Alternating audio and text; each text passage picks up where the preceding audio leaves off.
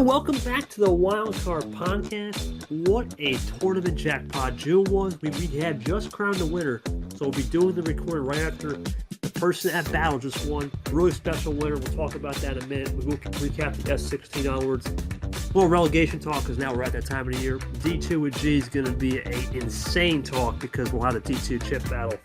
And we're also going to throw in some Gridland updates. This will not be the Super League episode. We'll see if we can bang that one out before G does have his vacation, which maybe he wants to talk about on the show. But regardless, G, what a tournament it was. Jackpot June was a success. Your thoughts on a crazy tournament and the Sweet 16 onward definitely produced. Yeah, I mean, there was a lot to talk about coming out of this tournament and all that happened in it.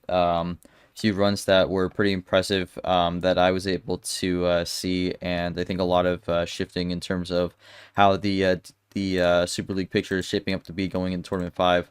A lot of shakeup, a lot of people rising to the top, a lot of people rising into the playoff picture. So a lot to break down here. Let's just get right into it, KT, as there's a lot to cover, starting from the straight 16. Yeah, and it wasn't anything but straight. It was definitely crooked, but let's go to it.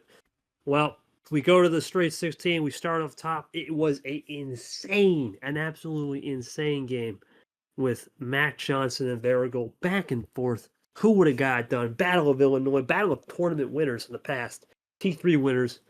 But ultimately, it was Varigold on top in a great game. I think, the most impressive thing here is no hangover for Pat Johnson. Sure, he had the bye island, but a great win over Hockey. Takes gold 9 and looks really good. Varigold, great job to get the win. Needed that, solidified quad 1 win. Thoughts on Pat Johnson really just doing what he had to do after a T win, no hangover, and Gold taking a massive win against the quad 1 player in pack. Well, Matt goes 2 and done in this one, but I don't think it was a bad showing from him all things considered. I mean, got the win until 32, and then had a really good battle with Varigold going the full distance here, but it comes up a little short. I think in terms of the Super League picture, Mac's not in a bad spot here. Again, obviously he's locked in, but he's trying to see if he can get in that top 6. But I think this was a decent tournament for him. It's built him up a little bit, but Gold, big win from Gold. That's going to help her on the resume side, and just a big boost in morale. They tried to make it back to the Final Four for the second straight tournament, but really good showing from Varigold, and they moved on to the established 8. But pretty good match. This didn't open the round, but it was a pretty good match to open the review. Yeah, definitely a good round for Gold. For Pat, like I said, and you said, it's got the momentum. And then we talk about Big Mo and what it means in this league. It means a lot. And Big Mo is big for good old Pat Johnson. We'll see what he can do come T5. Well, gee, this was not a shocker because we had talked about in the past, Brian had Nam's number. And Brian had Nam's number this time for real. But it was a closer game. A lot of card luck went in Brian's favor. Nam definitely fought hard, but it was Brian in the end getting the win. Thoughts on Brian really getting revenge from last year? That was the big story. For Nam, not the same spot. He wasn't the finale here last year. Not going back. I mean, I had a feeling Brian was going to be someone to watch out for in this matchup, and I mean, I was proven right on that one. Brian, good showing here in this one. Nam, again, has kind of been up and down this season. Unfortunately, this one did not quite find the win here on this one, but had a good fight, went the full distance on this one. Second match on the road that went 9. But Brian getting his revenge in some ways, and that's actually, this is his first regional final, and I think he's one of the OG players, so this is his first regional final, and he's been here in like 14 tournaments, so that's pretty crazy. But Brian keeping the resilience up. Varigold Brian is that matchup for the Spades regional final. We'll get back to that in just a moment. But good result for Brian, who was on a real big upset run this tournament. Yeah, Brian, a guy you gotta tip his cap off, G, because he's been through the ringer. I would say out of all the players here, the OGs, he's definitely been through it. But we'll see what he did in the next round for sure. Well, G, this game, a lot of interesting things happened in this game, in my opinion, because it was a game of who wanted it more. Both players, in my opinion, Caesar and Yoshi, were kind of what you expect in a league. Mid-pack players trying to get out of the breakers, and ultimately Caesar had the card luck, and Yoshi was a sitting duck. Big win for Caesar, especially since he had the DQ win over Steven. Needs to build it up. good win for him. Thoughts on Caesar making it back to his another great round. Elite Eight. He's been very hot in that round as well, going back there. But can he get through? Thoughts on that? I wouldn't say he's been very hot in the Elite Eight, specifically, but I mean, getting there, it's been S16, pretty solid. X16, Straight X16. 16. I would say straight 16 is more of a stronger suit for Caesar, but yeah, good result there for Yoshi. Just kind of ran out of gas in a way, but I think this was a decent tournament for him to bounce back after it's been kind of like a mediocre season. But this gets him in a decent spot going in the tournament fight because he has two big wins on his resume at the moment. But for Caesar, it's a big win. I mean, we've been talking about it. He's been looking to get that big morale win in his career. Has not been able to find it yet with the established eight. Had a chance to be able to do that. We'll see if he was able to do it in a bit. But yeah, Caesar just kind of ran away with this one and took it in 7. So not much else to say on that one. A big confidence booster, right? Now we talk about confidence booster. That's really what that win was for Jay Caesar, who is a guy that's been established in this league for some time now. Well, gee, this battle right here was going to be really hyped up as a. I would say this one was an interesting battle because this was more hyped up. But can Arya get the new style down of Brad Patience? And well, she rose to the occasion. I'm going to give it to you because you called this one. Go for it. Yeah, I mean, this was a really good showing from Arya, and I mean, this has not been the best season, all things considered, from Arya's perspective. So to be able to go out and get a result like this over Brad, who's higher up in the Super League rankings, is a big statement from her because, I mean, coming into this tournament, she only had one win on the season, but some big results here and there, and suddenly she's back into the regional finals for the first time since 2023. So big showing from Arya here. Great to see it for Brad. Put up a good fight, but loses in 8. He's going to be in an interesting spot going into tournament 5 here. Because again, that tournament 3 run pretty good, but not necessarily in the most safe spot at the moment. So we'll see how he shapes up when it comes to the Super League rankings. But overall, I was pretty impressed with what Arya was able to do in this one. And Caesar Arya, that's a match with a lot of history. Last time that happened, it was a sweep though in Arya's favor, and Arya was 2-0 going into that match. So we'll see how that one played out on the table. Big game, Kel. We know it's a blacklisted match, but it will happen. Of course, Elite 8 onward doesn't really matter in this situation. Well, for Vapor Lamas, we talked about this being an OG. Would Vapor get revenge? He did, but I will say, gee, this game was back and forth for the most part. Cody Lamas definitely salvaged some things early in the game. Vapor just running the low tier, getting it done, getting some CL, good card luck. But Cody brought it back and he really pulled off a game 8 stunner, take it to a game 9, and who knows what would happen. But overall, big win for Vapor. For Lamas, I think he got what he got, right? He got a good tournament. Taking care of Monkey's not easy, and taking care of Clay. Some old foes. Thoughts on Cody's solid run, and for Vapor, a big win there. Lamas had a solid run. I think that's kind of what he needed at this point in the season. I don't really know where he's at in terms of the Super League battle. I'm not sure if he really cracks the top 25 at the moment.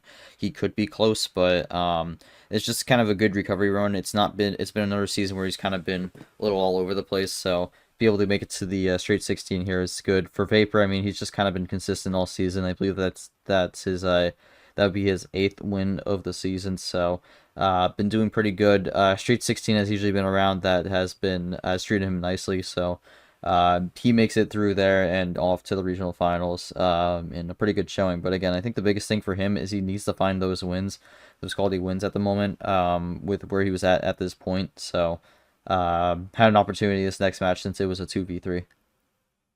Yeah, I agree. It's going to be a case of really, can he just find a little rhythm? I think for Vapor, if he can find a little bit of rhythm on the back end, he could go far. Now, this 2v3, G all you, because this was a weird one, because I think you were down 3-0. I was down 3-0, and then I won 5 straight. This was a game where it was cards, and more cards. Lane got good hands in the first 3. I got good hands in the next 5, and that was it.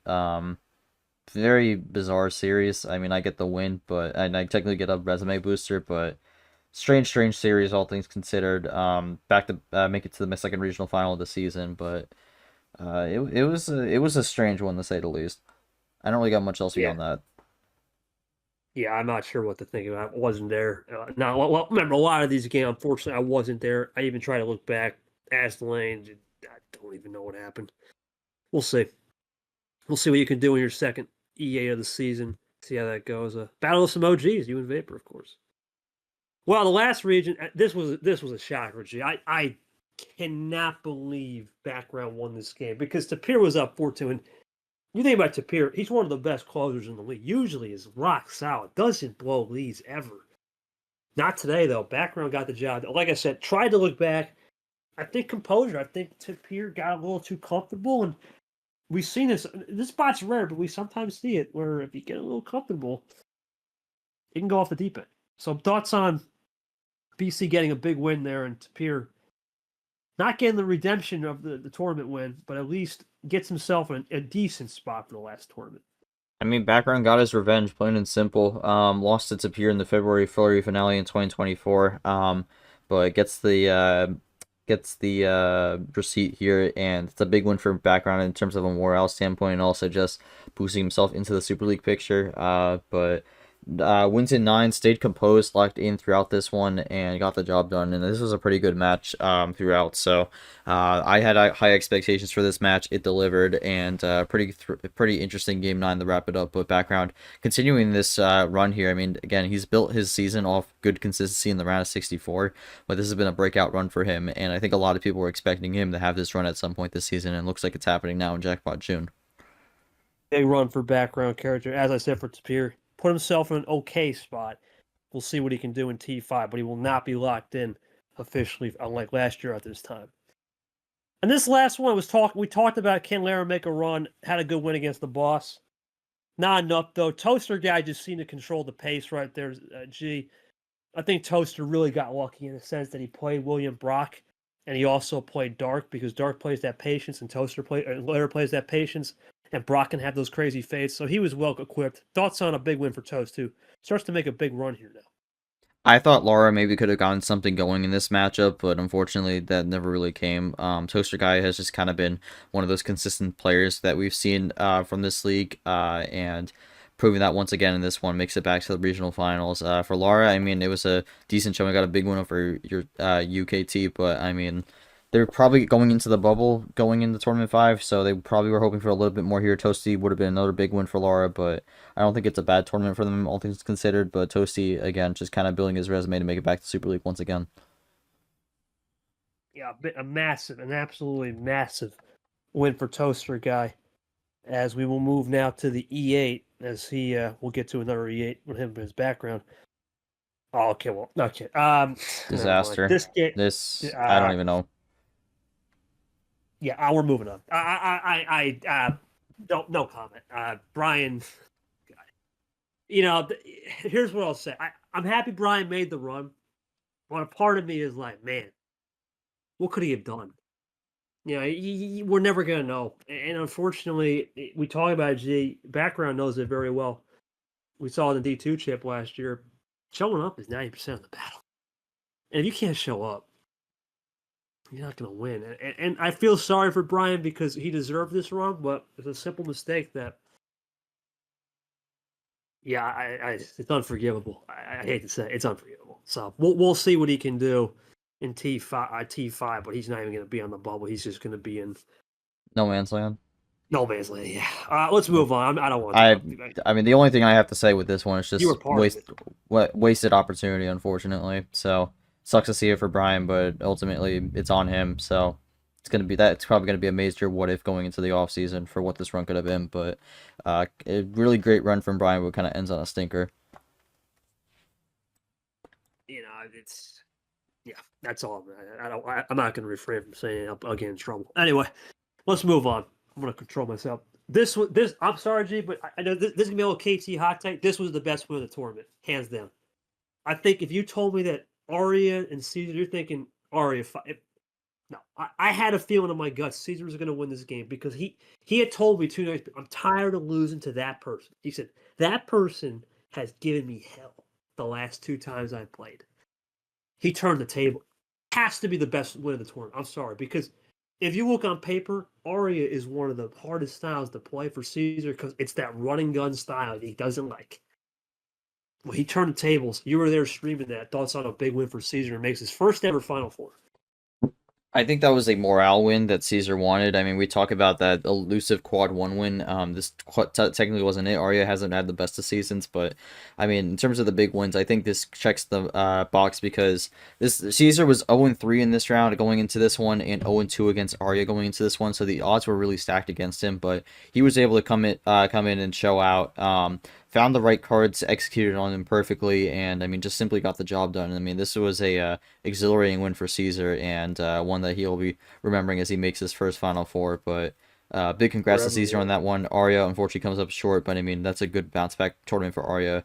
Probably going to need some more in Tournament 5. Super League is looking a little far at the moment for Arya, but we'll see where she lands going into the August tournament, whatever that will be.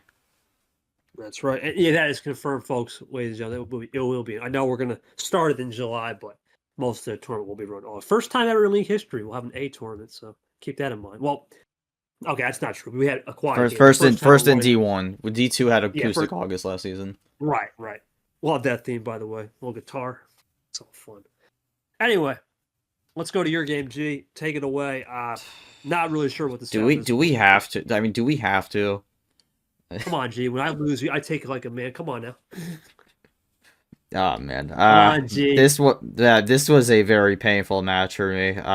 There were two games I let slip through my hands. Probably Gee, one of my probably one of my worst outings, unfortunately. But Vapor did what he needed to, capitalized on everything, and got the win.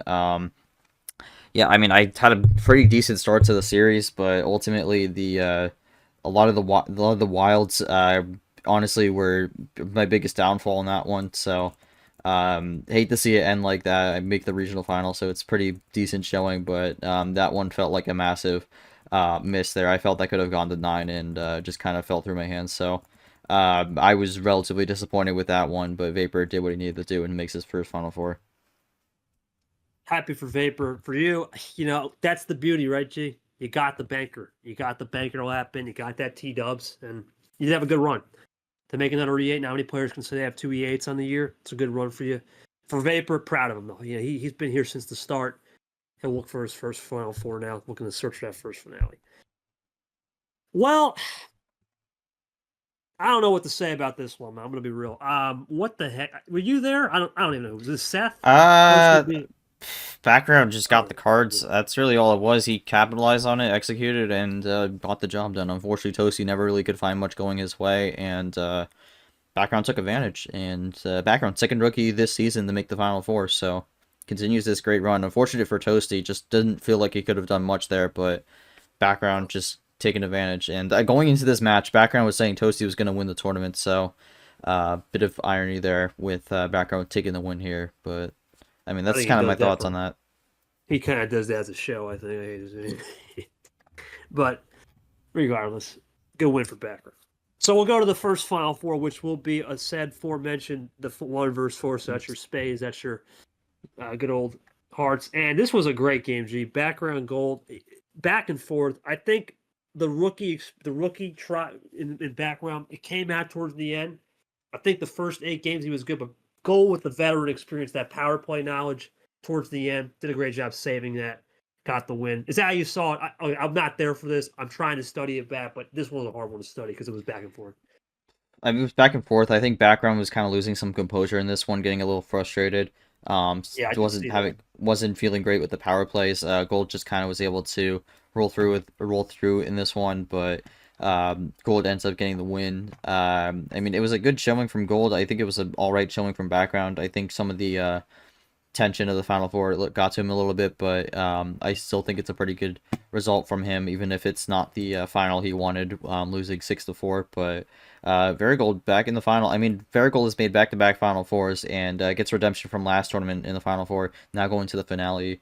Looking to be the first person to get 2 tournament victories without trying to cheat, but that could be something that to watch out. Well, it's technically the second in the league because Tapir has won 2 D2 tournaments, but again, Gold in a possibly looking at their second career tournament win, and would be the cherry on top to close out what was a terrible 2024 season and bounce back with a win in 2025.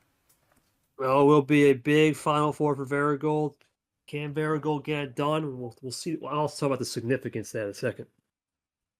Now, this game, G, this was Cardinal Central because I talked to Caesar. Now, I will, to his credit, he did own up. He made some mistakes like you. It wasn't crisp, but it just seemed like the only thing Caesar could have got to 3. But I think Vapor just had the cards. He controlled it. Thoughts on this one? Big win for Vapor. He'll move first finale.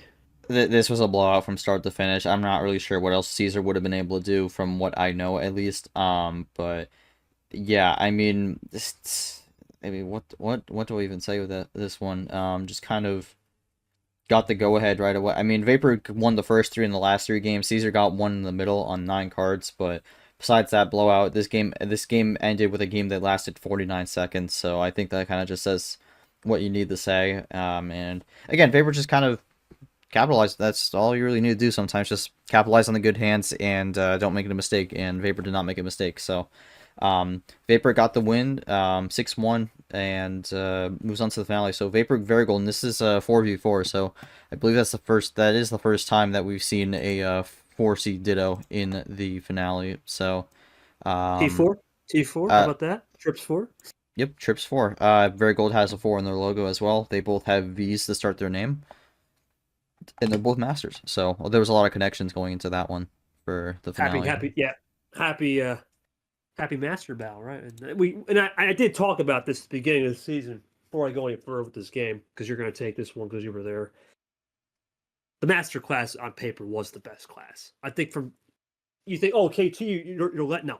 I know when to call when it's fair, and you got to think about when you talk about class, you got to talk about depth. The masters class has more depth.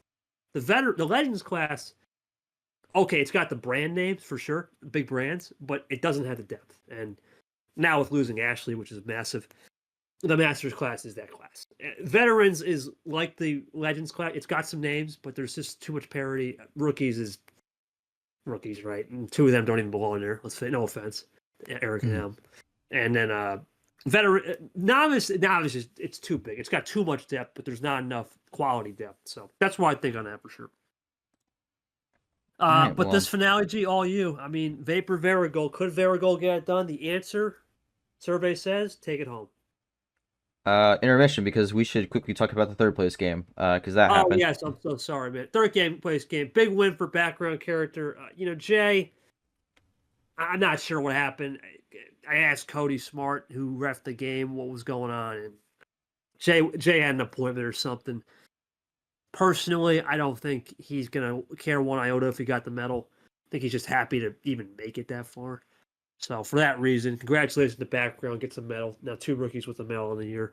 But not really much to say there. I think background just took care of business from what I can tell. It's like I said, we're back to the 3rd place games. Only 1 player gets a medal. The experimentations are over for sure.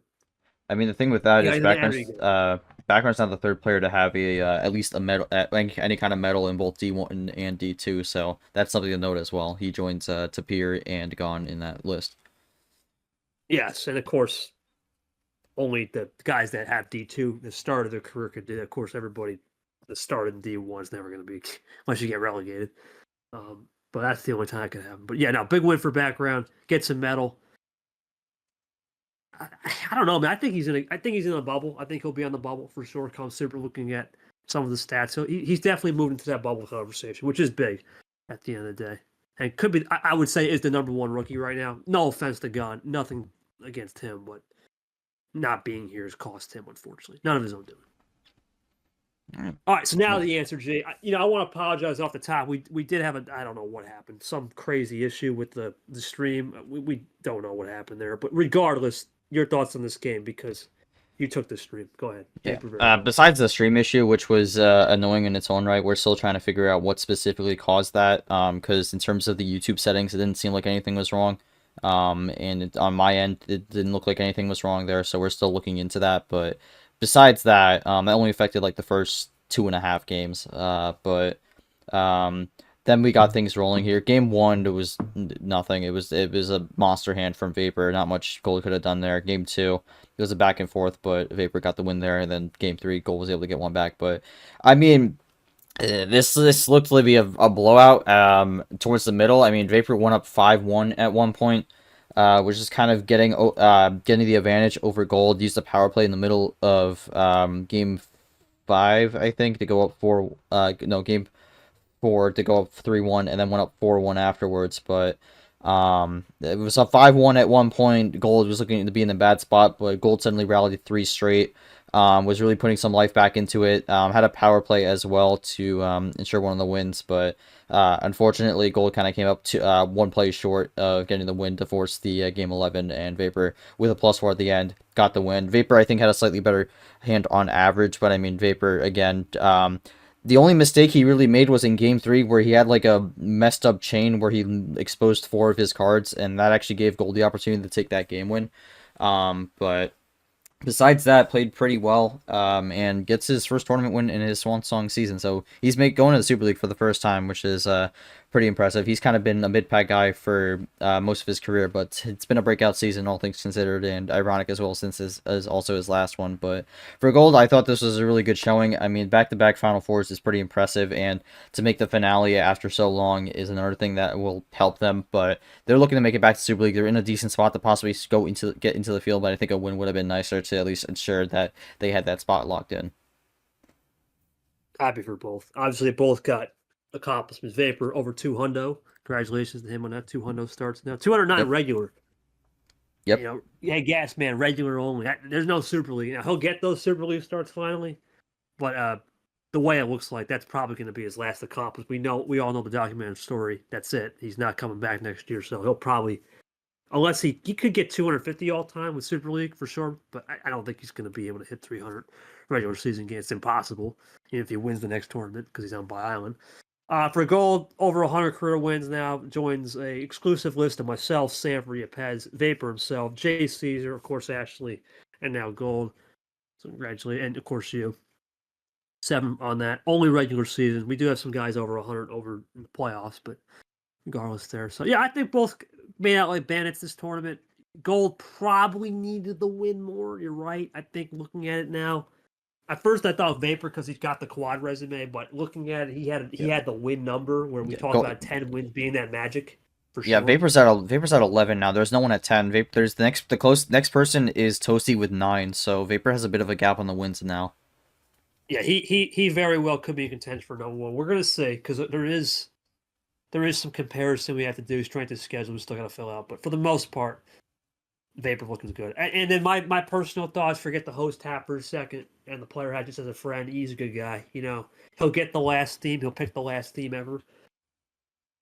At least for the regular season, he'll get one last team pick, and it's only fitting. So, yeah, congratulations to Vapor. Big win. Took him 14 tries, but you know what? Lucky number 14. Well, 13 real tries because that March was kind of a whatever thing.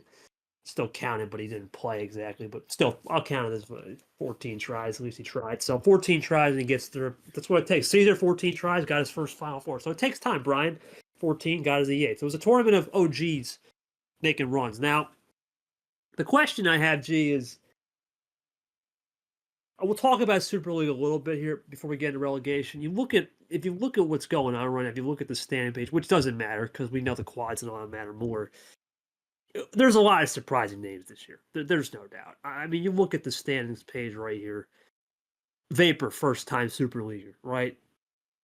Nick, first-time Super Leaguer, confirmed. Mac, first-time, confirmed. Caesar's in the mix. Monkey's been in the mix. Myth is first time. Background could be in the mix first time. Of course, naturally, in a first attempt. You have some people that are, I'll be an example. There's some guys that, of course, OGs, right? Sanford's not here, but he's nowhere close. Yepez is an OG in a sense from Super League. You and me, of course, we've been around the block. But what's your thoughts on the Super League and the playoff? Before we get to the relegation, your thoughts on what's going on? Because it's going to be an intriguing year, an unknown, because a lot of these guys have never made it, ever, or had success ever, which is interesting. This is going to be an interesting battle to watch out for. I mean, you got some people also who are in the mix that had really bad 2024s, like myself. Varigold is in the mix there. Sure. I mean, Yepez missed last season, but he's looking to be in a much better spot going into Tournament 5 this time. I mean, you're in the mix. But I mean, in terms of the standings, they're a little further down. I still think you're like up there, but not really sure where you're gonna fare after this tournament.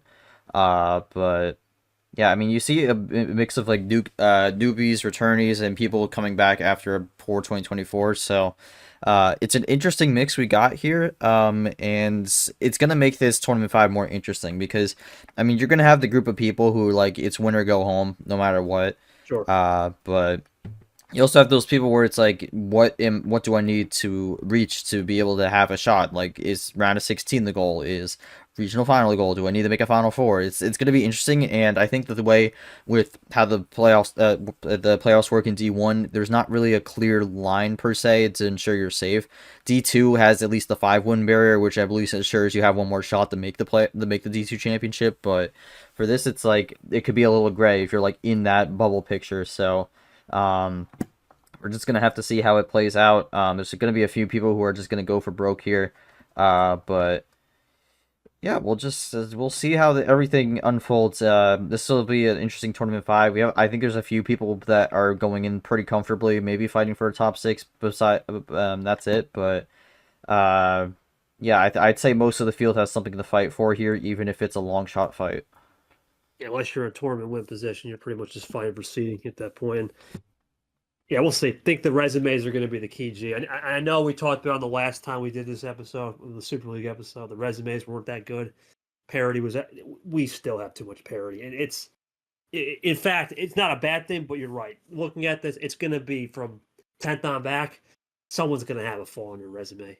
You got to accept it at this rate. And then there's always the adage of where the hell do you rank guys like Gon and Ashley, who are, Ashley's done, but Gon who may be coming back, which is right now confirmed he's back for the most part. We'll get an official confirmation soon, but yeah, gonna be crazy.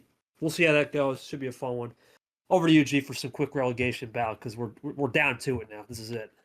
All right, because next episode is probably not going to be until the start of tournament five here. And if it happens before then, it's probably going to be short on here. So, do you want to cover this? We're going to go through everyone who has one win here. I mean, there's a chance 2-win might not be safe, but I mean, you look at the list. There's only four people who are at two wins.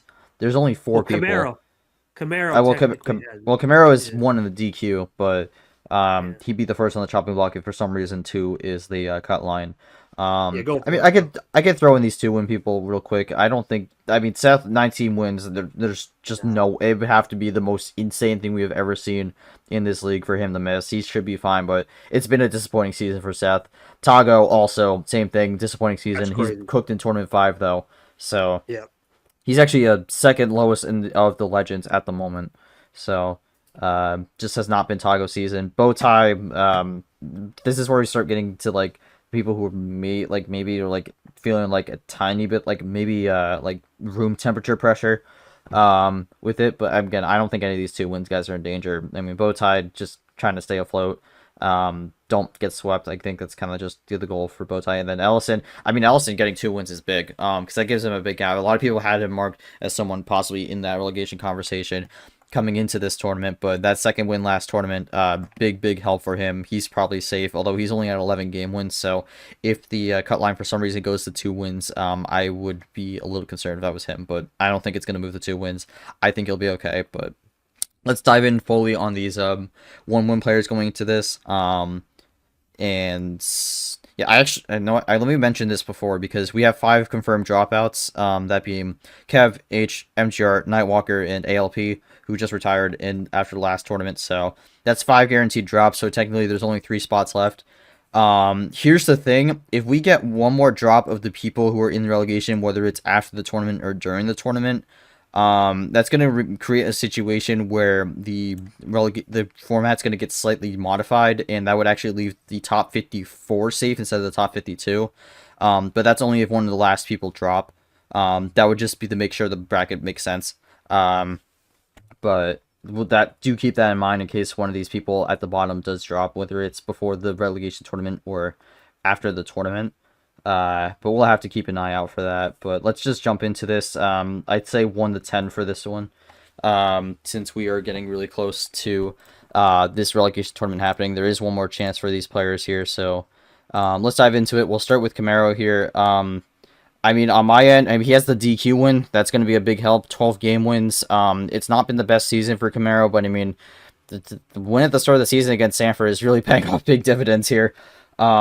And it's he's feeling pretty safe with that DQ win. But I mean, your thoughts on the concern for Camaro? I would have him at a 1 because I think that DQ win will hold up.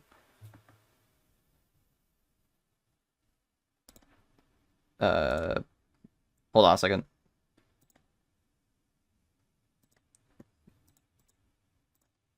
I need to check something because my headphones decided to go away. Yep, that's why. All right, try that again. No, a 0 for me. He should be good. That Gone win, that DQ win, ironically gave him the spark that it was needed. So I don't have any concern. It would take a mammoth thing, and I'll have some news on one player anyway. So yeah, he's good to go for me. I don't got a single concern. He should be back next year, no matter what, for sure, which is good. Yeah, again, another rookie looking to stay up. I mean, it's been a mixed bag for the rookies this season, unfortunately. But he's one of the few that's in this, but he's probably the safest of them. And now we get into a mix of the novices. I thought there was going to be a lot more of them down here coming into this, but not as many. But the next 4 are all novices here. We'll start with Rogers. I mean, this has kind of been the same thing we've seen from Rogers throughout his career, pretty much. I mean, pops off tournament 2 and not much the rest of the season. He did look pretty good in his tournament 4 match, and he's at 13 wins. So out of these 1-wins players, besides Camaro, he's looking the safest at the moment. But the game wins are pretty tight at the moment. So, I mean, your thoughts on Rogers? I'd probably say like a 2. I mean, I think as long as he avoids getting swept, he should be okay. But not the most comfortable position at the moment for Rogers. I'll give him a 1 because last year, let's not forget T5. He almost beat Caesar. This is, the crazy part, G. A lot of these guys, excluding the rookies, they love T5. They love the one-shot play, and that's what makes it really hard to pick on this. So the one shot really makes it interesting, considering it is a one shot every tournament. You only have one life, but you really ultimately have only one life with extra pressure, and some guys perform better under pressure. I'm going to go just the 1. I think Rodgers is one of those guys perform better under pressure. All right, we'll move next into another player who is familiar with being in this spot going into Tournament 5, although above the cut line this year. That's Allen. I mean, he popped off in Tournament 5 last season, but I mean, it's kind of been a mixed bag for Allen all season, so I'd probably throw him in a 2. Again, I think kind of in a similar spot to where with Rodgers, like, just don't get swept, because he does have the game win percentage advantage at the moment, so that will help him out, but it's, again, just kind of been another nothing burger of a season for Allen, and again, unless he pops off again in Tournament 5, I just don't really see where he goes from here. That's what I'm banking on with him. He's one of those. He's one of my buddies. He's a guy that he loves the pressure, man. He literally said, "It's wake me up when T5." Well, now it's here, so I'm going to go 1 because this is his chance, and he's usually a guy that loves pressure. I've known him from VL days a long time ago, so I'm going to bank on a 1. But the problem with him, honest to God, G, is what's it going to be off the table? That's the problem with Allen. It's off the table is a circus, right? It's like regular show. We talk about that with Fitzwater a lot, but it really is a circus. So I don't know what the circus is going to come to town. Is it going to come to town with good energy or bad? That's Allen in a nutshell. So we'll see. To be determined on what the circus will come in with for sure. All right. Again, a lot of 1s here. I think the numbers will move up a little bit as we go along. Next one, I think this is the first person people are eyeing as a concern. Retro. I mean, has that win, but it's kind of been another nothing burger to see. I mean, Retro was at 2 wins last season, so he wasn't really in that concern area, but I mean, this has just kind of been another down year. I put Retro at like I honestly bump up to a 4 here. I mean, I'm scaling this out of 10. I'd bump it to a 4. I think if he has a bad round of 64, he could be in trouble, because again, this cut line does go into the 1-4s here, so game wins are not safe. But yeah, I'm not liking Retro's chances at the moment here. If he could avoid disaster, he might be okay, but I really don't know what Retro brings to the table here, because it's such a mixed bag with him. You really never know what you're going to get. Yeah, I'm at a 3 with this guy. As crazy as it sounds, it's just the difference is the gameplay is just not good. And we talk about Sanford was. It's going to sound crazy, but Sanford really gave him a shot. He got 1 game win off of Sanford. We talk about what one that might have saved him, but he doesn't have that 1 game when he's with DJ, right? So that 1 game win might have saved him, ironically. But Yeah, I'm not confident in Retro. The gameplay has been off the hinges, so not going to be good for him. He's going to have to do something special. I'm going to go 3 here. All right. Well, speaking of DJ, we go to him. He's currently sitting 52nd on the hot seat. It's just Did you not do been Rad? DJ season. But to say that again. Did you do Rad? Oh, I missed Radin. Whoops, I missed Radin. I thought for some reason retro Radin. Whatever. Okay, Radin is next. But I mean, Radin was actually not in this spot coming into tournament 5 last season because he had I think 2 wins. But Yeah, ironically. yeah, I mean, it's been another what are you doing season for Radin. He's close. I'd probably throw him at around a 4 or 5. I'd probably say a 4 for Radin as well. The thing with Radin is sometimes he could just randomly pull a win out of nowhere. So I can't say the rule that out per se, but I mean it just feels like Radin's just kind of a dueling at the bottom here. But again, he could just randomly pull out a win and be all fine and dandy. But it's similar to Retro. You don't really know what you're gonna get, but I feel like the output's a little worse compared to Retro. Yeah, Radin. I mean, he beat Yoshi. That's a quality player. That's the thing. So he's boomer bust, and because of that, I'm actually going to go 3 because I'm not going to go 5 because the one thing I know is he. Let's not forget last year. Who did he beat last year? He beat some big names. He beat I don't remember Lane. I think Lane it was, and someone else, and he got those 2 wins, and he got to Tago where he lost, but he. That's the problem with this G. A lot of these guys in the mix are T5 only merchants, and that makes this a really weird situation where the battle is very unpredictable. So because of that, I'll go 3, but I wouldn't be shocked if he pulls off 2 or 3 wins in T4 or T5 where he loves it so much for sure. Now DJ.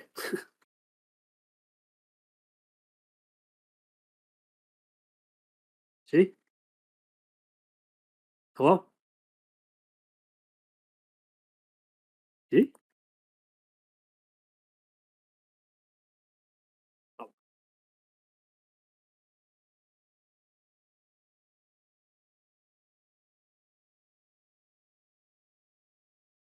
we apologize for technical difficulties. Oh God, what happened?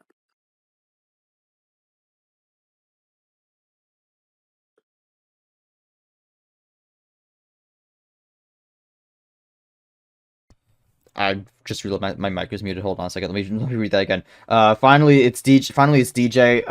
Yeah, again, DJ not the best season. Had a disaster in Super League, but got the tournament win last tournament. But he's definitely someone you got to keep an eye out for. Only 1 game win separates him from from above the cut line and below the cut line.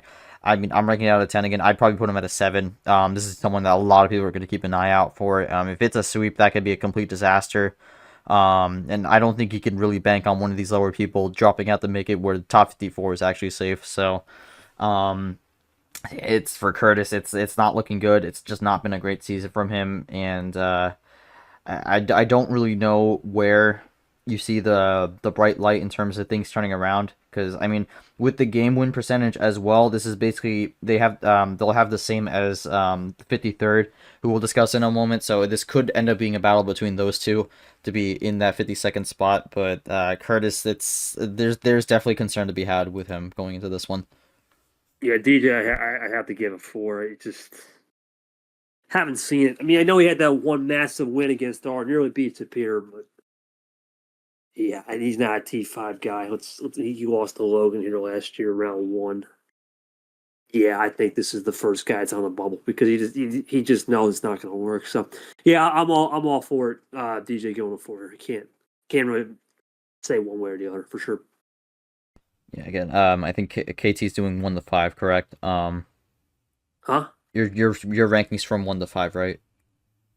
Yeah, 1 to 5. Yeah, 1 to 5. I'm doing 1 to 10. I mean, I could adjust mine for 1 to 10. I mean, with mine, that'd be a 3.5 for Curtis, but I should probably just do 1 to 5, just keep it consistent across the board. Saying, but that's what we did in the past. So yeah. So I mean, Camaro, I have a 1, Rogers 1, Allen 1, Retro Radin, I think I have a 3. Yeah, there you go. Actually, no, 2 for them because I put them both at 4. But yeah, next one is Jenna. This one kind of hurts. I thought Jenna could have had a Checked out. good season. I mean, something has just not clicked since tournament one.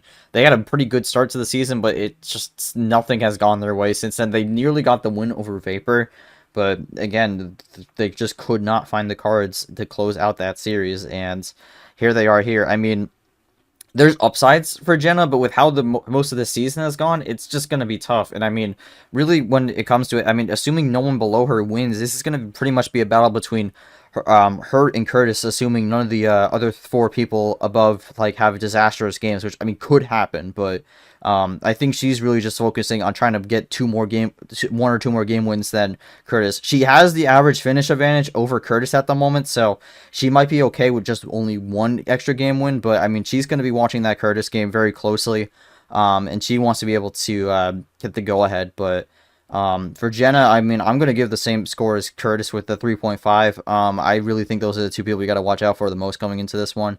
And again, I mean, she could benefit from the drop and make top 54 safe, but I think that's not the thing she should be banking on. She really wants to make sure she's in that top 52 for sure. Yeah, all five here. I don't have any data on T5 or Jenna in general, so I already talked to her. She's checked out, and that's the problem. When you're checked out, I mean, how are you going to lock in when this is your biggest chance? Yeah, I don't see a world. I just don't see a world, G. Honest to God, where I give her anything other than a 5 here. And there's going to be a couple. But now, the next person coming up will be a little interesting, but yeah, it's all 5 right here for me, for sure. Oh, Jenna. All right, well, next person up would be the last safe if someone drops, but for now is 54th, 2 spots out, and he needs a win. It's Zach. Missed the third tournament, I think. Was it this tournament? No, I think it it was was a the third tournament. DQL. Yeah, it wasn't his fault. Yeah. He won third But tournament. Yeah. yeah, Zach, I mean, he knows the game plan. He needs a series win. I mean, it's weird because he had again, he's kind of similar to boat to Jenna, had a pretty good start to the season, and just unfortunately since then, not really He's much. And Brad, yeah. unfortunately, this is the second season in a row he's in this conversation. So for Zach, I'm probably gonna give a 4. I gave a 3.5 for Jenna Curtis. I'm gonna give a 4 because Zach has to win. Again, he could maybe get the fortunate with the drop and make it top 54 safe, and then he doesn't have to be in the relegation bracket. But I mean, at this point, it's just get a series win and you're set. And I think for Zach, that's going to be his focus going into this one. But I mean, your thoughts on Zach? Because this is now we're getting to the point where these are the people who need at least one series win. There's too many rumors going on with his future after this year anyway. So I really hard to rank this one. I'll just go 4, but I don't think he cares either way. You know, when there's rumors going around about where he be coming back, he's just going to use this last tournament as whatever, go from there. So hard to say. It's hard to say with Zach because there's just too many rumors going around for sure. There's a lot of people on this list when you get past. There's just too many rumors going around for sure. But yeah, I got to go 4 for Zach here for sure. All right. Final 5 players here, all of them without a series win. I mean, talk about an early shocker here. I mean, Jesse Turner, this has been a horrendous slump after losing the Super League finale. I've got to wonder if losing that finale in Super League is just going to become a curse here. But I mean, this has been even worse than Vera Gold last season. Just has not been able to find much go their way. I mean, in terms of the bracket, I mean, they're in the upper bracket, so they have multiple chances at least, but it's not looking great. He needs a series win and then maybe just a good showing in the round of 32. I think that's really what his goal is going to have to be. But I think for Turner, it's again just going to have to be a 4. I think he can climb out of this, but with how this season has gone, it's just going to be a tough road to climb. I'll go 2 here. This guy's a legend for a reason. You cannot. I'm sorry. At this rate, he's probably ain't going to be a legend next year, even if he gets out of this hole, right? Because you have to have 3 wins to stay in that class. I think he can get 2, but that's as far as I can see it. And the only thing that's going for him is he is a legend. He's got the experience. He knows how to do it in any tournament. The problem is for JT is last year he just got really good and really hot at the right time on both bots, and it hasn't been the same this year. And he should have probably won against Tapir and Leah for sure. Back in March, he wasn't sick, and there's some shenanigans there. Tapir just masterful top deck on a power play. I'd be stunned if he's not up in D1 next year. I'd be stunned because even if he doesn't make it, he has the relegation tournament. He should get out of that. But yeah, I'm gonna go just a 2 because he has escapes. However, it'd be unfathomable to think he wouldn't be back. We'll see. Never know. All right, moving into these next 4, and I think I have a 5 for all 4 of these players. We'll start with this one, M. Oh god. M had two wins last season that came in bizarre fashion. Neither win has come this time. But yeah, I don't know. I have M at a 5. I just really don't see the path where she gets out of this. It's just kind of been a whatever season, unless, again, we mentioned it going into when we reviewed her round of 64 match. If she's like collecting the States of Mind Chaos Emeralds or something to like summon Super M for Tournament 5, that's like the only way I could see her getting out of this. But otherwise, it's just kind of going to be very much a tough road to climb. Although I will say she's currently the last spot in the upper bracket, but with 57, that's a very close battle because it's same game wins and a very close average finish, so might want to keep an eye out for that, assuming neither player wins. But I mean, I have a 5 for M. I don't see the path out of it. Nah, me either. It's 5, and it's the same rinse and repeat, unfortunately, for Eric too, because yeah, they're rookies, but I don't know. Eric, I feel sorry for because he's actually had a better season than most, other than that Nick game. It's just he hasn't been. He honestly should have beat Lane Sanders or Ashley, and that would have been a whole different story. Maybe Ashley Lane, not Lane. Probably could have been Lane if he had been more composed, but yeah, not enough. M. I'm not going to comment too much on M before I get in trouble. So we'll keep that one. Plead the 5th on that one. We'll see if she turns into Super M for sure. Yeah, I mean, you mentioned Monaco. He's 57th. Again, they have the same game record. But the average finish, M has a 49 flat. Monaco has a 49.25, so that could matter. Because that's the split between the upper bracket and the lower bracket. Even if there's the top 54 safe, that split still stays the same. But I mean, for Monaco, it's a 5, but I think between Monaco and M, I think Monaco's been playing better. It's just kind of Monaco has not really been able to find his groove to get out of these situations. But I think for Monaco, I'd say maybe he has a shot. I would say like a 4.5. I mean, I have a 5 for him, but maybe like probably the lowest 5 out of this group. But yeah, the problem for Monaco still doesn't technically have a career win. He did make it out of this tournament last season. It was a slightly different format though, so I mean, if he gets in this bracket again, could manage to fight his way out once again. We'll see, but yeah, unfortunately for Monaco, I don't think it's been a bad season for him, but it's just kind of not really been getting the results. Yeah, same thing as I said. Just played better, but I don't know. He did sweep Bain Smith last year to stay up here, so he does have that one. You never know. He could just turn up that relegation tournament. That's all he might need. Sometimes people are built like that, but you got to go for it. You got to get something going. And he needs to do it now for sure in T5. All right, and then jumping to the last 2, these are 2 people who missed the tournament, so they have to get 2 tournament wins now. So that's going to be a really tough hill to climb. Starting with Dark Rain, 7 game wins. I mean, it's just not been Dark's season. I think there was discussions about him being in this spot coming into the season. Unfortunately, not doing much to prove them otherwise. But with needing 2 wins, that's going to be a very tough hill to climb. Again, he's at a 5 for me. I'm just not really sure what Dark's going to be able to bring to the table come Tournament 5. Or even if he's going to be in it. I know there's been some discussions of whether or not he is coming back or not. No, I can't really give a number. I'll just say 5. Until I know he's coming back, it's hard to say. Dark, whatever happens, it's been a great career. Let's not forget this guy has finished in the top 5 before, and he's made Sweet 16 and Elite 8s before. He's a good player. It just hasn't been the year, really. It hasn't been it, to say the least. Yeah, and finally with this last one here, I mean, this one kind of sucks, unfortunately. It's been the worst. It's been the worst season from the D2 promotions, the D2 champion Steve. I mean, I've just been stunned with how this has gone for him. I mean, I don't think he played. I think he played all right in Super League last season, but he's just been nowhere this season. Too many mistakes. Too many things going wrong. Had the DQ win this tournament, which did not help his case. And now he's currently dead last of the players who are still technically not withdrawn or retired. So, I mean, he's at a 5. He needs 2 wins. It's going to be a tough hill to climb. He can deal with pressure. I mean, kind of in terms of like playoff pressure, I guess. So maybe that's what helps him. But I think another thing also is Allen kind of came from a similar spot last season as well, where he had to get 2 wins and he ended up doing it. So who knows? Maybe we could have another one this season with either Dark or Steven, but it's going to be a very tough road to get there.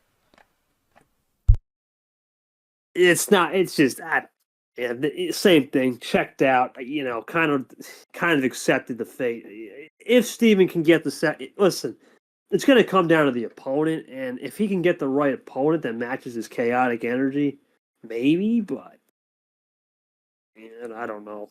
Unfortunately, it was just a bad look, man. Because you know he really should have been struck out if he hadn't really saved himself when the whole Caesar thing happened. When he should have played, because you never know. That could be a what if. What if he played and would have beat Caesar? Could he have made a Final Four? You never know. The Caesar made it. But I don't think it would have been a Final Four. It could have been a Sweet 16. He could have been safe. But yeah, he's just checked out. And you know, it's unfortunate because it's not good to have somebody who's won a championship represent your brand in the I get it, right? He was the D2 champion, but at the same time, you really can't really fault him because he really looked fine. I really did think he looked great. And you said he looked good in Super League. He did great. He was hanging in with great players like Ghost and Brock, but it's a different ball game when you get into reg season for sure. We'll see what he can do come T5. All right, G, that's the relegation battle. We'll see how it goes. We already discussed a little of the Super League battle. We'll see how it goes. But now it's all you, man, because it's getting ridiculously wild with the D2. Justice July, what's the gavel got as we move on to the S16? All right, I mean, this gavel has really struck down so far this tournament, and we've had some interesting results here. This bubble picture for the at-larges have been really interesting, all things considered.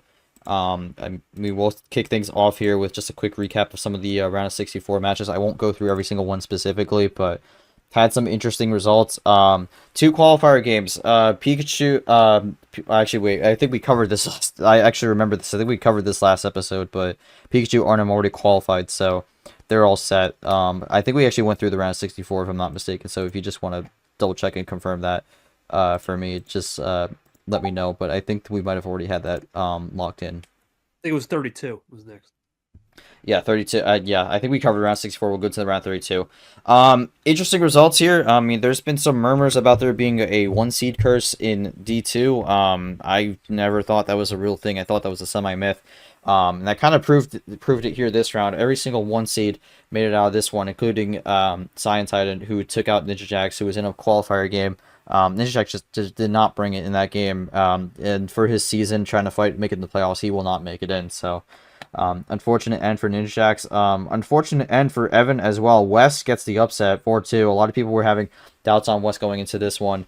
But he got the win. Evan not out of it yet. He needs results to go his way, but it's not looking good because he's at 4 wins with a DQ win. So if less than 8 people qualify that are not in the D2 championship already, he'll be in. But it's going to be a tough road here. As of the recording of this, he's still in the hunt, but a lot can change very quickly. But Cyan versus West is one we're going to have to watch out for. West in a qualifier match, so again, Cyan look to end another season. But I mean, your thoughts on that one specifically, because I think that's definitely going to be one that could have a lot of discussion going around it throughout and during the match. Who was this again, G? I'm sorry, I was trying to find Cyan West fighting to make the LCQ. Yeah, I forgot. There's no Brett. That's fine. I'll just look at the server. Yeah, Cody Smart is. Let's call it. He's the most. I appreciate that. Yeah, I was trying to find it. He's the most interesting man in the league, at least down there. Definitely the most polarizing figure in the league. You either love him or you hate him, and that's That's really going to be all right for him, but he's got to keep his emotions in check. I'm not sure what to preview on that one. I think Wes has got nothing to lose. He was thinking about retiring too if he hadn't. So he's in house money. Cody Smart really is just trying to lock up a top 4 spot, so he can't afford to lose here. However, I think it's all going to come down to composure for that one for sure. All right, we'll keep things rolling here. Let's get through some of these more highlights. Maihel took care of business over Mazawet. Atomic keeps his miracle run alive. He was 0-3 going into this tournament, now 2-3. Beat DF in 7. Second straight game that went 7 for this one. He faces Maihel in the round of 16.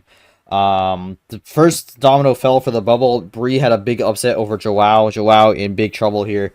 As he now has to wait to see whether he's an at-large spot. He was one of those players on the bubble.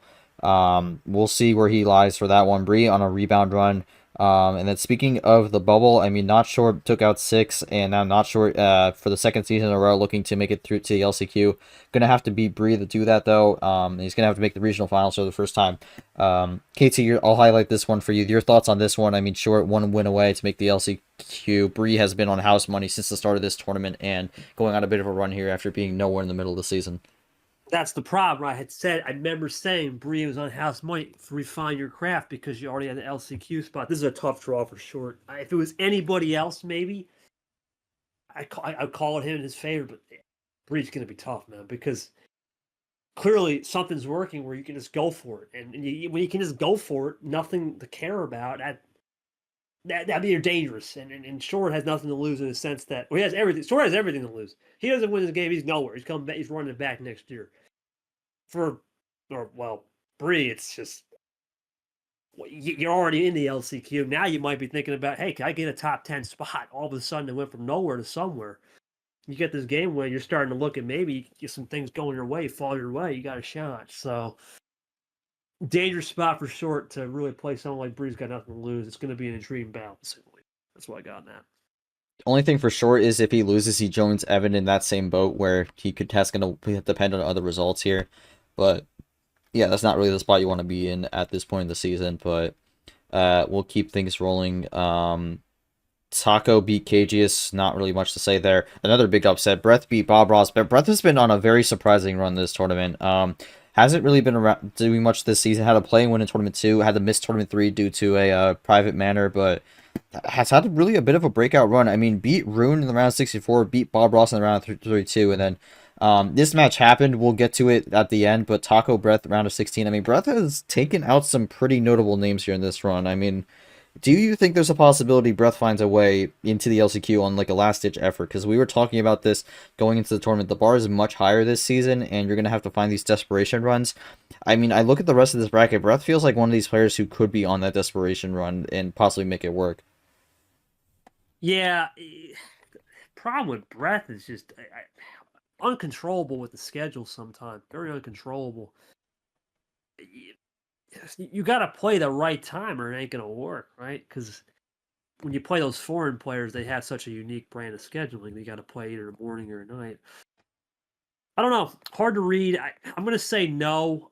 I actually won't make the run because I think there's just too much in the way for Brett. However, if Brett does get in there and gets that 5th win, and that's it, could be dangerous. However, it's going to be really just comes down to can Brett keep it composed, right? If Brett can keep it composed, then maybe. But it's rare. It's very rare to see a run like this for sure, considering there's a lot of tough competition down there.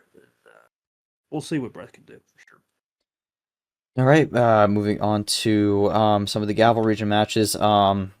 Red beat Guest in a phenomenal Game 7, 4-3. Red avoids a big upset that would have possibly damaged his chances towards the D2 championship and probably a top 4 as well. He takes on Mark Arnhem. This match did not happen until yesterday. The bot actually went down from the 10th to the 12th, or really the morning of the 13th. So, unfortunately, that caused a big delay in that one. Since that was no player's fault, they were able to schedule then. But, I mean, Mark unfortunately showed up a bit late in the initial time, which was actually before they were going to get going, but then the bot went down. So, technically, since that happened before the bot went down, he did get a strike, but again, he apologized about it, and we're good from there, but he's just going to have to be careful of that going forward. But yeah, Mark still keeps his run alive, maybe finding himself in the at-large spot. Red Mark, that's going to be a good matchup to watch out for. And then another battle of upset players, Tim James. So I'm just going to mention it here. There was two rookies that made it to the round 32, Vixie and Tim. J Money took care of business against Vixie 4-1, just is able to find the cards, get the win there. Tim beats James 4-3 and is debuting in the tournament. And I don't think that was someone a lot of people were expecting. Because Tim is a 15 seed. They are the, I believe, the first 15 seed in D2 to make it to the round of 16. So that's a big accomplishment for Tim there. But goes up against Geo. That matchup's not going to happen until the 20th, though, so we got a while for that one. Geo beat Marbleside 4-2 in the prior round. Your thoughts on that one? Geo looking for his third regional final of the season. He's been in all four round of 16s this season. Only him and Sign have been able to do that. But your thoughts, could Tim maybe make it in through to make it to the LCQ in a one-shot situation? Because Gama did that last season, but that bar was much lower. This time Tim has to make the final four, but now I would say he's in range. He could do it, but it's going to be a very tough road because it's the 1 seed, the 4 seed, and the 3 seed left in this region for him, and he's facing the 3 seed. So, I mean, your thoughts on that? I don't think you've really seen Tim play that much, but I mean, in terms of the rookie mentality, not really much to lose. Do you think that could be something we see? Yeah, you not much to lose, but we don't know what the experience is of this kind of clutch situation. That's the problem. I don't have enough data to make. I don't have enough data to even make a call on this one.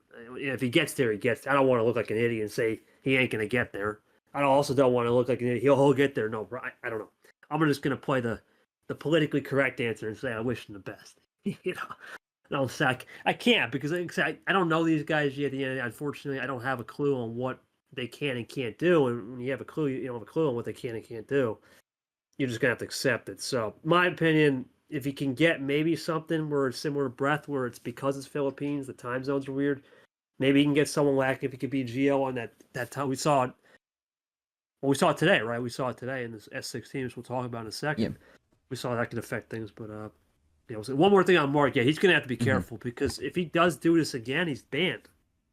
So next tournament. It'd be a series forfeit. So Yeah, and then he can risk bans, and you don't want to do that either. So he's going to really have to be careful not oversleep or just pick a. No, I don't even know. It was a night game. I don't even know what happened then. He's got to pick. I don't know, something in the day. I'm not sure how that one went down. That's a little weird. Usually it's in the morning that trips you out, but at night that's kind of strange. I think he took a nap though, midday nap. Regardless, yeah, we'll see that is what what happened. With Tim. Yeah, midday. I'm looking back. Okay, we'll see what happens with Tim and see if Mark can stay clean. That's for sure. Yeah, we'll just quickly go back to this Taco Breath match. This is the only one that happened so far, but Breath got the win. I mentioned this because Breath was able to keep the run alive. They beat Taco. Taco admitted that was not the best game of his, and that could be a problem because he now is in the at-large conversation, but he really doesn't know where he's going to be. He is really close on the bubble, I think, so that's someone you're going to have to keep an eye out for the reveal show. But Breath keeps this run going, faces the winner of Cyan West, so that could be something to watch out for. Breath maybe could have a last-ditch Final Four and make it into the LCQ. That'd be pretty crazy. We already described the possibility of that before, but I just wanted to cover that quickly before we go into the jury region. But let's start this off with what a matchup we have here in the round of 16. White Spider Pikachu. White Spider ended the season of Clint Green in the round 32. Clint, I think, had a decent season, all things considered. Tied his career best at 3 wins. Made it to the round of 16 once in February. But I think Clint said afterwards he was proud of his season. So not a bad season from Clint, but again, just kind of not really able to do much. He won't make the playoffs, but White Spider won that 4-2, and then Pikachu just completely annihilated Puzzle Dan 4-0. Not much to say about that. Pikachu was undefeated throughout this tournament so far. But, I mean, your thoughts? This is the 2 players that were in the D2 Championship last season. Now they're going head-to-head, and depending on the results, maybe this could be a fight for who gets sent to the LCQ. This is a ego game. It's big ego on big ego. They both have extremely big egos. I've seen them both. They're not going to admit it. I know they won't admit it, but this is a game where you think about there are 2 guys that miss out realistically on that D1 promotion spot, and one of them is going to want to get the upper hand on the other. It's going to be a war. Unfortunately, we can't stream it. There was talks of me trying to, but I picked the wrong day. And I think he's in Europe anyway. There's nothing you can do about that on White. Yeah. I'm giving the edge to Pikachu, personally, because now that I know where White's at, that's a distraction. And I don't know how locked in you're going to be. Right? We talk about this, Gio. Well, you don't. Sometimes people say you don't know me, but listen, man, I've been through the ringer. You're on vacation, or you got something going on. You're not 100% locked in. You're more worried about whatever's on vacation or something going on in real life. You can say it all you want. You can play it off. Distractions are a real thing. So Pikachu will have the upper hand in that area. However, they both know, they both could be up here next year, or they could have to do it again. They don't want to run it back, but I think only one of them is going to move up, if anything. So I think it's a game of egos. Who will have the biggest ego in this one could take it for sure. All right. Well, last matchup here. I mean, this was a bit of a stunner as well. Ridley been thrown into a bit of a troubling spot here. Just got hosed by Jordy in the round of 32. Got swept, unfortunately. Jordy just able to execute on that one. Ridley got no cards, so not the way they wanted to end the regular season. They could be in trouble for the D2 championship, but they don't have that tournament win, so we'll have to keep an eye out for Ridley. They have a pretty decent resume, but that's not the result they were hoping for. And then J Money, as I mentioned before, took care of Figsty 4-1. J Money versus Jordy. Jordy has kind of just been playing underdog throughout their entire. I mean, they've played 2 tournaments. Pretty much every game they've been the underdog. So that's continuing here with J Money, who. And I mean, this is a matchup, I think, between 2 people who feel like they have something to prove. Because I think after Tournament 3, a lot of people cooled off on J Money. But with this run, a lot of people were saying J Money was going to be an easy 10 seed in the T2 Championship. But I mean, with this run, J Money's like, hold on, everyone. I'm not going down without a fight. So J Money is really pushing himself to be higher up in these rankings here. Maybe sneak it to the top 4. He has a good run. But this is going to be a match between 2 players who feel like they got something to prove. I mean, your thoughts on this one? This will be the last one we cover as we wrap this up. This little segment. Everyone knows J Money is my guy, and there's no doubt. He's not going to go down without a fight. I know where he stands as a player, as a person. No, once again, I'll plead the fifth on Joe. I don't know who this is. Come on. I haven't seen him play 1 ounce of Uno. I wish him the best. But they also have nothing to lose in the sense that Jay doesn't have anything to lose. This is a good match because, in a way, Jay, he's fighting for, not to be 10th. I think he did enough already to potentially get out of that, just not be 10th. Because there's some other people that lost. So yeah, I'm going to say Jay will put up a good fight. Jordy should put up a good fight. This could be a toss-up game, but I think both are going to go down without a fight, as you said, for sure. All right, I think that'll do it for the D2 Justice July for now. I know we have D2 Championship on the agenda. Do you want to go through that real quick? Yeah, all you go for it, run it. All right, I'm just gonna forward this to help you with this conversation here in the DMs. Yeah, all right. So this is really, I mean, out of the bubble picture right now, I mean, these are really the people on the bubble. Mahale, Luke, J Money, they all have tournament wins, so they're locked in no matter what. I mean, they're really fighting for seeding here. But Red, Cyan, Ridley, Taco, White Spider, Geo, Ombi, Bob Ross, Joao, Mark, Pikachu, and honestly, in recent rounds, maybe Bree sneaking into this picture here. This is really where the bubble stands. Arnim, I mean, is almost certainly going to the LCQ. He's only got 5 wins and out of the tournament, so that's probably not good enough. Yeah. But I mean, besides that, I feel like everyone else in this message I sent you here, I mean, has a possible chance of making an at-large. I mean, Mahale, I'm 10 win, only person that double-digit wins this season. Mahale's been in a really good spot with a tournament win. I mean, you think, assuming nothing horrible goes horribly wrong, he should be good to go. Might get that top 4 spot. Red, Cyan are in pretty good spots. I don't think they're safe in the top 4, but I mean, they're looking pretty good. Again, no one's safe until the D2 Championship reveal show, so anything can happen. But I mean, they've put themselves in a pretty good spot. This 8-win area is where it really gets messy here, because Ridley, Luke, Taco, White Spider, Geo. 2 of these players are still in. White Spider, Geo. And then 7 wins has 4 more, as another 5 players. J Money, Ami, Bob Ross, Joao, Mark. So that's 10 people within a 2-win blanket. So 2 of them have a tournament win, so they don't have to worry about missing. But I mean, this is really where it gets a little tense here, and you got Pikachu and Bree waiting in the wings. So I mean, your thoughts on where we sit at the moment? I mean, if the Italicized is out, not Italicized is still in the bracket, but I mean, your thoughts? I mean, Mark is the only one in this 7-win line who's still in, and then Geo and White Spider are still fighting in the 8-win bracket. I mean, your thoughts where this goes from here, because I mean, a lot of people are waiting and seeing what the resume is going to be, but there's a lot to really discuss here in terms of where these people lay and how this could all play out. I'll throw Pikachu in there because if Pikachu beats White, and that's a massive win head to head. Right? So that's the thing. That Pikachu's almost in breeze. Probably not. It needs to get more. 3 probably needs to make the finale at this rate with how this bubble is shaped up. D1. Yeah, I'm going to call it right now. He's probably good though. Realistically, it take an army for him not to be a top 4. Remember, it's 1 through 4, not just BP1. I think he's the only one I could say is probably moving up. The rest automatically. The rest I don't know, because if Cody and Red lose and someone gets hot at the right time, I'm looking at Pikachu. That's the one I was looking at, or White. That's going to be one. Geo can get hot and get another E8. You never know with J Money, right? Mark can get hot and go back to what he did in March and bookend the season, or February, excuse me. Could be a sleeper out there that wins a tournament. Could really maybe not get the D2 championship top 4, maybe an all-up promotion, but could really just get in the spot and find out what can happen. I don't know. This is really tough because the resumes are a little different down here. There is no strength of schedule. There is no quad system. There is no. Well, there's still quality wins.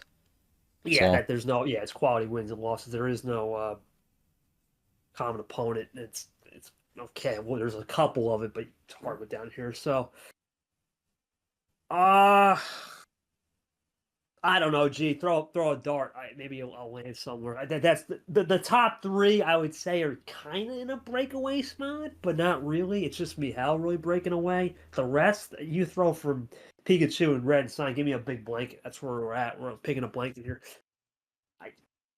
Throw a dart. I'm not sure where this is going to land for that last spot. I think for the D2 chip, we already know 3 are locked in. Realistically, I think Red and Cody are pretty much locked into the D2 chip, barring something silly. It's just they're fighting for that the top 4 auto promotion. The rest, they're going to need a little help. Pikachu's in the best spot right now because if he gets that win on White, then it starts looking at, okay, I got a tiebreaker, and he can get another win on that, make a Final 4. And then we're really going to have some conversation. That could bounce some people out. So, yeah, it's lots going to be decided this next round. And then you got spoilers who are like, for example, Jordy or Tim, that are not even sure of breath because they're close because they get the LCQ potentially, but Jordy or Tim could throw a wrench if they start getting hot. So yeah, I mean, a lot to look into for sure. I mean, if Breath, Tim, Atomic, or Jordy, one of those 4 wins the tournament, that throws a huge wrench in this bubble picture. That is absolutely a bid stealer if they win the tournament. So that could be something to watch out for. And that's another thing these 8-7 win players are really getting concerned about going into this final tournament. Some of them have to wait and see. Some of them are still can control their destiny, but that's really what's making this interesting, because I think unlike with D1 where there's 16 spots, I mean technically you're really fighting for 10 spots here, and then the rest of the players are just fighting for those last 2 spots in the LCQ tournament, kind of like a play-in. I think the biggest thing also is, like, I feel like with the bar being so high, I feel like a lot of these players actually have decent resumes per se, whereas with Super League you're really fighting between mid versus mid. In a way, I know we've discussed that before, but I mean, I think here, there's definitely an argument for a lot of these players to like slide in as that 10th spot. So, I mean, your thoughts on that specifically? It's like I said, it's mid versus mid because it's parity. Right? The parity is, I think. Let's face it, I'm going to call it like this for the rest of eternity. As long as it's always going to be like that. There's 16 spots, right? Unlike most sports, if you're well, I know. Well, we both watch a certain sport with the playoff system that's broken, but most of the years where you could in NASCAR you can be bad and still make the playoffs. Well, yeah, you could be 30th in points and you could still make it. It's just silly. But the point is, in D1, realistically, there's rumors that can the 15th and 16th guy honestly win the Super League? It remains to be seen. There's usually a cutoff that's good about 14 players. 1 or 2 just sneaking off of mediocrity. Down here, yes, I will say it's more interesting. I'm not going to dispute that. It is more interesting because there's an LCQ cutoff. Because there is not as many metrics, it is usually top tier stuff because there's not much to base off of. There's no quads. So the eye candy is pretty much, okay, well, it's strength of wins, and there's really no resumes to compare unless you have good wins. So yeah, and let's face it, when there's there's more demand, right, in a sense, because you only have 10 spots. Mm-hmm. There's more demand to get in versus no demand. So 10 spots is more finite. It's a lower number. It's basically what we had originally with the original Super. And then you got two more add get the LCQ. But it's a little bit harder to know who's actually going to make it, in my opinion, because it's quality on quality. Yes. The thing I'm going to think about this, right, when we move forward, is it almost gets to a point where you wonder is it almost a mini championship within a championship? What makes it interesting is those top four just doesn't matter. You could crap the bed in the D2 chip, but if you're a top four, you're good, right? You're all set. And that's the thing when I'm looking at is if you can have a championship within a championship, that makes it good. I think that should not change the part of the system for sure moving forward. I think what I wonder with the system though, and I wonder with these guys that are starting to make deep runs because there is no T5 in a sense. I almost wonder if you don't have a bogey tournament, but you almost could have a one and done tournament in the sense you win round one, you're done. Because I don't think you can lose round ones 3 times and make it. I know there's the LCQ and you can get hot one time, but you almost have to think your bogey tournament, it better be a first round win. That's it. And you better build into the Sweet 16s and Elite 8. So that's the fascinating thing, I think, with this championship. It makes it more interesting. However, at the same time, both systems have their pros and cons. Ups and downs, yeah. Yeah, there's pros and cons. We're not going to... I know there's rumors of this system changing next year with Brad's bundles that's going to be tested in Grimland, which I will play in that. That is the one thing I am going to play in. I want to see how it looks. But for what we got right now, the players make it interesting. There is a little parity, but the more I see it, it's not parity. There's a breakaway.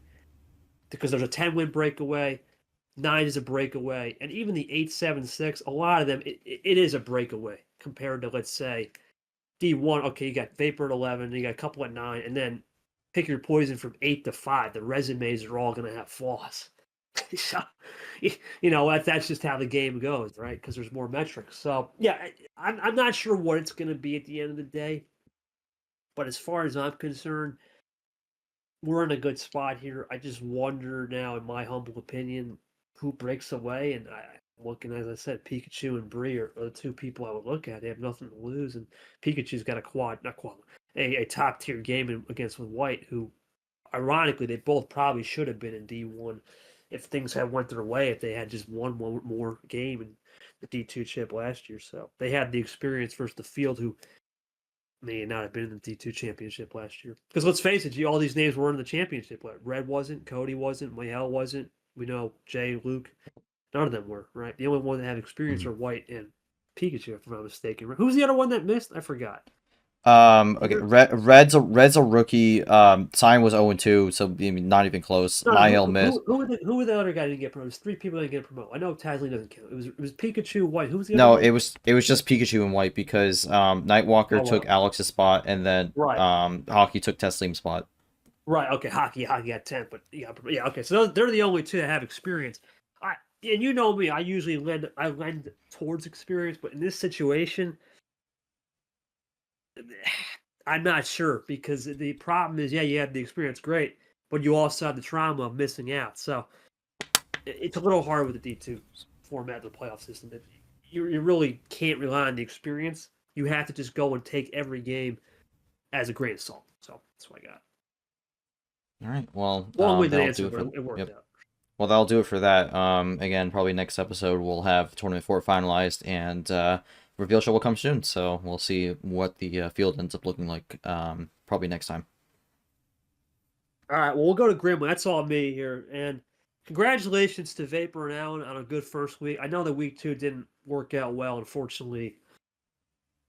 Yeah, I don't know what happened. I think Vapor busy, Allen. But I believe it was Nam and Cap were the guys to be the first week 1 winners, the inaugural winners of the Hotline Challenge. They got for Team RB, got a job on old Red Bull getting it done. Then it was McLaren and P2, and Haas rounds out the podium.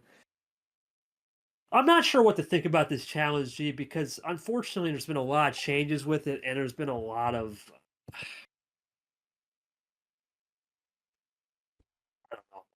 a lot of turnover, unfortunately, and I think a part of it is Vapor and Allen are busy, right? Vapor's with family that whole week in week 2, and then Allen is on vacation.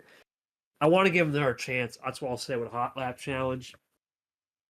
The only other thing left, I mean, I'm just going to kind of recap the year with Grimland, what's being renewed and what's not.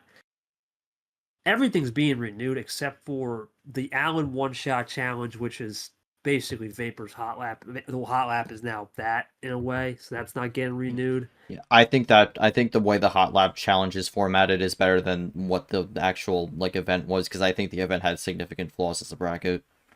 Vintage will be renewed. That will be moving to February. The Vintage Allen Showdown, which is the college football playoffs. Just call it like it is.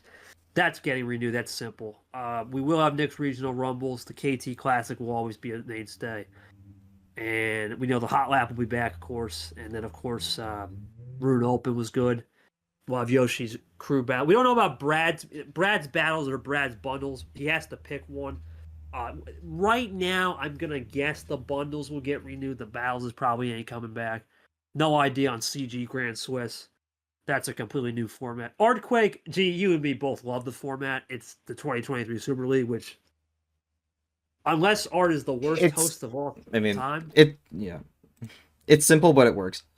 Yeah, unless Art's the worst host of all time, which I will shout him out in a second. I don't think he will. Very likely that's coming back. The only ones that aren't coming back, in my humble opinion, will be the Allen Hot Lap ain't coming back. The one shot ain't coming back. And the Evans tags, that was bad with the hosting and some event flaws there. That one may not come back either. We'll see about the Knicks regionals. Will be able to kick off very likely of next year. I'm not going to spoil too much. There is going to be major changes for Grimland. We are going to have a lot of changes. A lot of changes are going to be better. Personally, I think Grimland is in a good spot. It's not a bad spot. It's a good spot. So I'm going to say Grimland will be in a better spot come who knows when, maybe the end of the year. We will have a couple more events, but the last 3 events are going to be the, of course, Artquake, Brad Bundle, which I'm really looking forward to see how that goes for the D2 stuff, and then whatever the CG Grand Swiss is. We won't have Holiday in the Park, I don't think, next year. This year we might try some things with Holiday in the Park, but even then, that's to be determined. Vapor Vision will be happening. What's your thoughts on Grimland, G? I mean, obviously the Vapor Allen thing was a big story. I know you don't pay attention a lot, but your thoughts on, as you probably hear thunderstorm in my back room. Your thoughts on Grimland. Do you think it's been a success? I think it'll be worked on in the off season because we just didn't have time. It was more a startup thing. Your thoughts on it though? I think Grimland's been a success because it's really filling that niche of the I guess I would say the one issue of the regular season format we'd run for MRLE with the single elimination brackets, where like if you get in the round of 64 and like you're really invested into it, it's like, well, great, what am I supposed to do now? I think that actually fills in that niche for anyone who's like really into it, because now you have Grimland as mini usually 2 to 4 week brackets or events that have a bunch of varying different formats and allow the players to host as well. So I actually think that fills in perfectly with the schedule. And I think that definitely minimizes that one flaw of the format we currently run. But yeah, I mean, I think Grimland's been very well. I've seen a lot of people have been excited about it. We've gotten some players who aren't actually league players per se jump into Grimland because the events are fun. So it's been a bit of an expansion here, and I think it's been good. And I think for the most part, hands off, because I mean, you just give the events to the players who have the ideas. You trust them with the hosting, and just keep a watchful eye to make sure everything goes okay, and then it's pretty good, all things considered. So I usually am big on things that allow more league involvement. That's why I'm glad that Advisor Expansion has been a pretty big success so far. It's gotten more people involved, and I think having people in any capacity being able to help out that want to is a big thing that helps with the league's growth and engagement. So I think Grimland's been great, and of course we'll make some tweaks in the off season to make it even better, because again, nothing's perfect on launch, but I think in terms of the main objective, it's hit it out of the park with it. Yeah, we're gonna continue. We'll probably, I would say, before Super League begins, we'll probably announce the actual chain. We'll probably have an event night on that. It's gonna be fun. I like where we're headed. It's gonna be good. I think what everyone's doing is great. The hosting is good. I like seeing the next crop of players turn into host. And some of these guys have impressed me. I've already said Rune was good, Nick very good. Brad is Brad. He's done it before in a sense, and of course, who else has hosted? Alan. I say what we want about Alan. I know he's kind of a interesting guy, but to a lot of people, his energy is infectious, which I do appreciate. And we'll see how it is with the two remaining hosts left that are going to be new, which are CG, good old Cap Gaming, and R. Now, R, I want to shout R before we go. Maybe we'll link it in the article. I don't know. We'll link it in the description. We did a 5-hour interview. I really want to thank everybody, man. That was a fantastic night. I mean, you guys got to see who the real me is. But I really couldn't have done that interview without the guy that ran it, and that was hard. His questions, I mean, gee, you were there. Mhm. That's his niche, man. That's his that's his habitat. When it comes to being a interviewer or just asking damn good questions, he's learned. Yeah, is it true he's learned from? Yes. But at the same time, forget what he's learned from. He's really, really genuinely good at figuring out what to say and ask. What your thoughts on the interview? And R definitely has a niche, and I think the pro check stuff, it's going to be a mainstay in the off season and maybe during summer breaks because it definitely works for what it's intended to do for sure. I think depending on how that one goes with the recording, maybe we can consider recording more of them in the future. But I think with that one, definitely one that had a lot of insight. You had a long list of questions, so I'm impressed you were able to answer all of them. But yeah, I think that gave some good insight for players. I know some players were talking about how the responses were very helpful for them, and you've definitely been a big part in terms of the league and a lot of people's enjoyment of it. So cool to give you that spotlight with Ard. And I mean, that was long. How long was the record? Like 5 hours or something like 5 that? hours, yeah. Yeah, He asked me 20 questions, and then the fan mail was about 30. So it was about 50 questions. It was a long night, for sure. yeah. Shout outs to anyone who stayed from start to finish for that one. I could tell you from I was busy that night, but I can tell you I would not have been able to do that. As entertaining as it is, but yeah, that was a pretty fun event, and I think with depending on how the success of that one goes, maybe we could consider uploading more of those to the YouTube channel to just get more content as we go along. Yeah, we're gonna see. Obviously, you guys did them, and Varigold. Those were the trial runs. I think we have a base. I think we'll definitely upload for sure if you ever do it again, which I think you will because you're the commissioner. You'll probably get another one. Yeah, you know what we do need to do more of? We need to bring back the Instagram. That has been dormant for a while. Well, it got there was a problem. It got suspended. Oh, it got suspended. Oh, I didn't even know that. Yeah, we're gonna have to make a new one. No, it's good now. It'll be reinstated actually in September, so or late August. I'll bring it back for Super League. Yeah, it had something where I just couldn't post. I don't know why, but there was some copyright because you got to be careful with the copyright strike. And now with AI, I don't want to get into it. AI imagery comes up. You got to mark it. It's a weird thing, but it should be up for Super League, and I should have that back. Right now it's dormant because I had it ready to go in February, but then we got a strike in January. Oh, great! I forgot to tell that. That's okay. It should be good. It should be rolling back again. That's why you haven't been seeing Lavis's graphics on there. But we will definitely, no matter what happens, I will next year, if not the off season, we will interview Art. I'll interview Art. I think he deserves one because he is an OG investor of this league. Fitzwater as well, but Fitzwater is an interesting character series. But Art definitely will get his interview, and I'll upload that one to YouTube, and I'll do a little role reversal. And if we ever do you again, big figures for sure. Maybe who else did not short Mac Gold? Yeah, tournament winners. I know we talked about last thing. I know we talked about this show was going to be the place to interview tournament winners, but we haven't found the right winners. Ironically, and now Pac would have, but Pac has also said, "Man, I would love to come back on Pro Check." Right? Pro Check is just. It's not just Uno. It's life. It's Uno. It's everything. It's not just one niche. It's whatever Art and I. Well, most of the time, it's I do the questions. Art's my fill-in guy to fill in content. This time it was just all him, and I only gave him one question. I gave him the last question, which I asked for everybody. You know, what did you learn from you in a sense that we hadn't learned from you all night? Other than that, he did the rest, and he said he had a bank of about 50 questions. So if we would have went to the full 50, we would have been there for 12 hours. And it would not have been enjoyable, or we would have to start at 10 a.m. Regardless, though, yeah, that was a fun night. And look forward to do it again in the off season. Maybe we'll see if we can squeeze one more in before we start T5. We are in summer break now, which we'll see everyone back for July 28th. All right, that was a mouthful. If you stayed this long, appreciate you. Thanks for G for hosting. G, actually, one more thing. You want to make you're heading out? This is it for you. You're going overseas. Want to talk about that real quick before we go?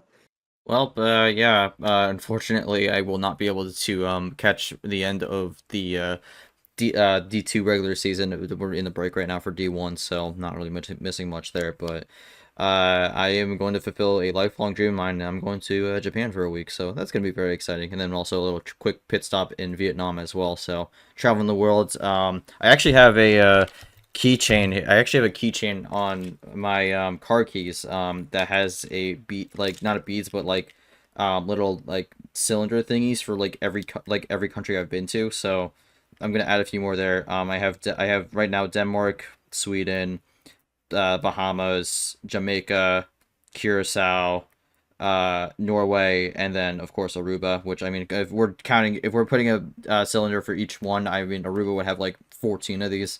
So my family always loved going to Aruba when I was a kid, but I'm very excited for it. Comes at a time, thankfully, where it's not going to be too chaotic. I mean, if this happened in the middle of like around 64 or something, that might be a little bit troublesome, but I'm happy with where we are right now. But I'm going to be able to do that, and of course, Yoshi and Short are going to hold down the fort.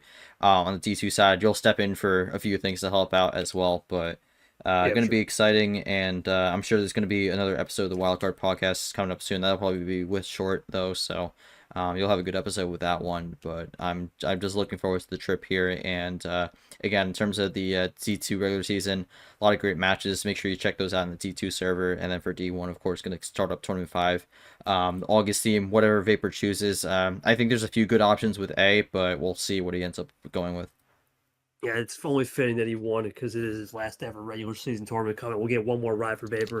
Could be a last of many. This is going to be the shortest amount of people, I believe, in league history with the entry list. So Which is rough, but it is what it is. No, it is what it is. We'll have a better season next year. You know, I can't complain. We did have a full tournament for the first time ever in league history back in March, so we at least had that to look forward to. All right, guys, check us out. Just check us out on YouTube. I don't know what's going on with the audio side. Check us out on YouTube, our main base. Who knows what that? We'll have an update on that probably at the end of the season. But check us out on YouTube, our home base. Looking forward to finishing up Justice July, getting some LCQ stuff prepped as we enjoy summer break in D1. We'll see you then. Have a good night.